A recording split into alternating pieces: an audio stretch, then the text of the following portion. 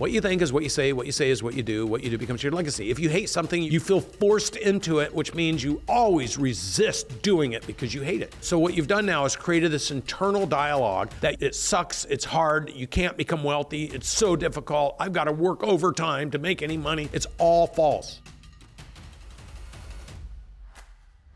The only one way in this world to make time, just so everybody's clear, is to add great people who take care of the things you're doing today so you can do something different tomorrow. It's the only way. So when you're starting with all this, oh, my time, and I'm so valuable over here, and I got this thing over here, and what if this doesn't work? You're not excited enough, and you're not building a big enough picture for people that you already have working for you to do the you're doing, so you can go show them you're going to do something better for the team because you're thinking about you. If you had somebody on your team and you're like, hey, I need to allocate 30% of my time over here, and guess what? When I hit this sucker out of the park, you're all going to get to play with me. Like, take this over for me so I can go do this. But the way you're talking, if I worked for you, I'd be like, I don't even know what you're telling me. It must be scary, and you must be distracted, and you must think that your other thing isn't going to work. It's just like the whole presentation's off, dude. So this is why you need to go to that future and say, this is what I'm creating. If you don't believe it, then everything today is a problem. If you guys all listen to me and you listen to the way you kick this off, and I'm being hard on you because I'm going to want you to succeed here and I don't want you to go out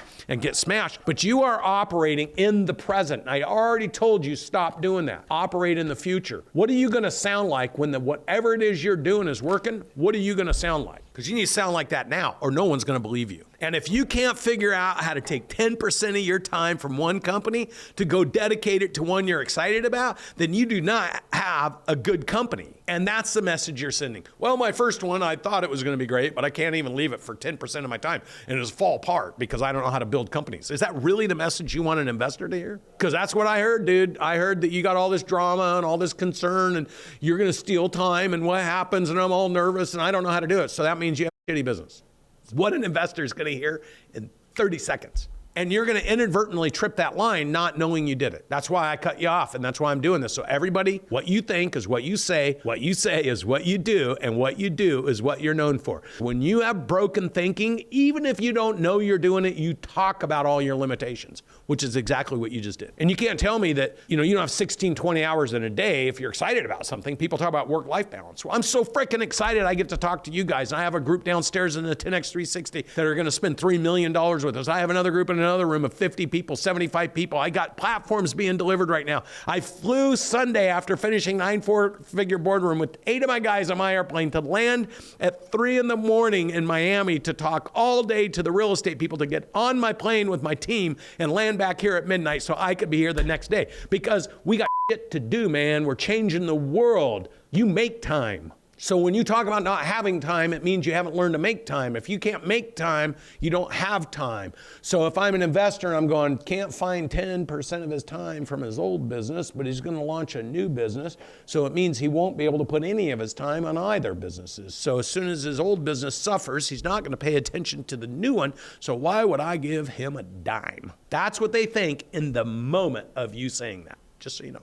Now you got to know words matter and how you present yourself matter, and the quality of your questions will always determine the impact of your results. If you ask wrong questions, you ask the wrong way, you do it wrong, you're done. And I had to make so many presentations to learn that I was actually controlling the room, and all the no's is because I created the condition for them to say no. So you all have the ability to do so many great things, but if you technically do it wrong, you create all these breaks because everything is trial and error, and it's context and contrast. And unless you do something 1,000 times over, you don't have context or contrast. This is why training is so important. At the 9-figure boardroom, I had my friend who's elite special forces. I asked, how many times do you have to shoot? He says, we shoot thousands and thousands and thousands of rounds against the timer, against different courses every week. And then you realize it's not even the shooting that matters. It's what's going on up here when you're stuck somewhere that no one knows you're at and you've got to figure your way through it. You got to operate as a team. When you shoot, you got to be precision without question, the whole team together moving as one. But really what you're doing is you're getting so that you have grooved the algorithm in the moment to be at the highest level of effectiveness and precision under the most immense amount of pressure. All of you, that's what you're doing right now. You have to hold yourself accountable to be the best version of yourself, so you're an example to others on how to do that, and then you attract people, because there's no way you're going to shove your fist down somebody's throat to get them to do something you're not doing, because you are actually the example. This is the problem when owners tell their employees, you need to train, but the owners aren't training. You need to be on time, but the owner's not on time. You need to have more conviction. I'm going on vacation. See ya. I know we missed our targets, but oh well, we'll make it up later. Like, everything you do reverberates through everyone you do it with. Is this a hard thing for you to hear, or is this a good thing for you to hear? Yeah, because you just realized, you just checked yourself and said, I have high expectations, everybody else, but I'm operating at a mediocre level. You stated it. What you think is what you say is what you do is what you're known for. So now you just recognized, I am going to surround myself with mediocrity because I am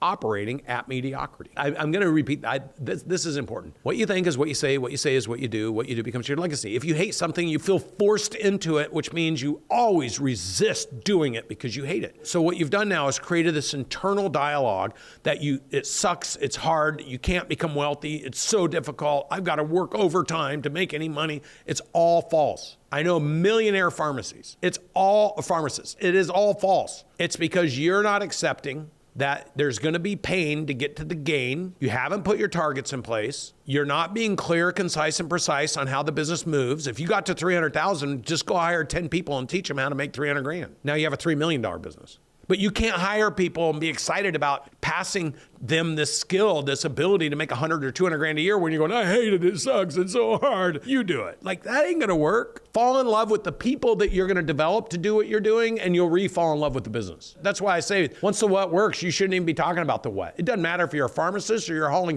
around. You should be talking about the people you're training, the wins they're having, the development going on, the targets that are being hit, because that's what moves from the what you do to who and how you do it. And if you don't make the move, you're trapped feeling the way you feel, staying small, because the whole thing isn't about what you do, it's about who you do it with and how you do it, and being in love with their success. You're in love with hating what you do. You need to fall in love with loving who you do it with. Do you know how many people would love for you to teach them how to make 100 grand a year? If you knew you made 300 grand a year by yourself, teach people how to make 150 grand, and you take the other 150 grand for teaching them. Get everybody paying you 150 grand for teaching them how to make 150 grand. Like, just reset your targets and reset what you're doing and why you're doing it. Fall in love with people and the result. All of you should just get off what you do anyway, because one day, if you're successful enough, you're going to get tired of doing it. You're going to get bored. Top 3 reasons businesses fail. Number 3, I'm bored.